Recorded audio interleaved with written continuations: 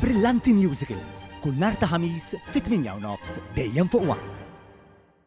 L-Aġenzija Nazzjonali fil-qasam tad-dipendenzi setqa irrikonoxxiet li fir-riforma proposta għal qrati ta' droga hemm diversi punti pożittivi li għandhom iservu biex individwi bi problemi ġenwini ta' dipendenza ikunu jistgħu jiġu assistiti minn binarji propensi lejn ir-reabilitazzjoni tagħhom. Dan intqal fi stqarrija fejn l-Aġenzija sostniet li ġiet ikkonsultata fi stadju preliminari qabel it-tnedija tad-dokument għal konsultazzjoni pubblika maħruġ mill-Ministeru għall-Ġustizzja. Min ngħidu li fil-waqt li konna preżenti anka għal laqgħat preliminari qabel il-konsultazzjoni pubblika bħalissa qegħdin fil-proċess illi wkoll nifformulaw il-feedback formali tagħna fir-rigward ta' din ir-riforma u ħankunu nibqgħu disponibbli sabiex anka nkunu preżenti għal dak li ħajġi attwat following din ir-riforma. Fuq dak li rigwardja il-pieni relatati ma' traffikar setqa temmen li kif qed jiġi propost dak kollu li jikkonstitwixxi għal traffikar mingħajr evidenza ċara li l-individwu għandu problema ta' droga jibqa' jitqies bħala tali bil-konsegwenzi kollha legali konnessi.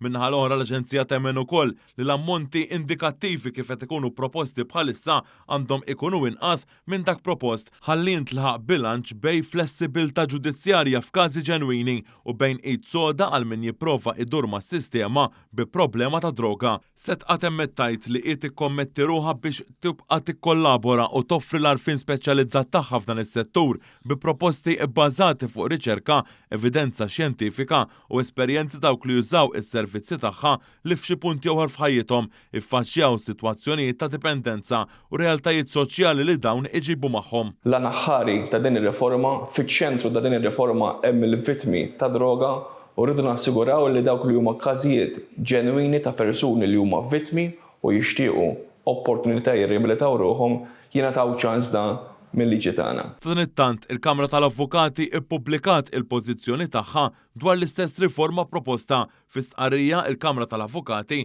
innutat sodisfazzjon li t-tnedija tal-proċess konsultattiv għandu jwassal biex il-ġustizzja mal-vittmi ta' droga tkun aktar effettiva waqt li ddikjarat ruħha fi qbil fil-prinċipju mar-riforma dwar l-ammont ta' droga proposta biex persuna tikkwalifika li tmur quddiem il-bord riabilitattiv, il-Kamra tal-Avukati qalet li taqbel maż-żieda proposta u dan mhux biss għax hu ġust u mhux se jaffettwa l-akkużi li jistgħu jitresqu kontra kull akkużat iżda wkoll assetajn biex jitnaqqsu l-proċeduri quddiem il-qorti kriminali.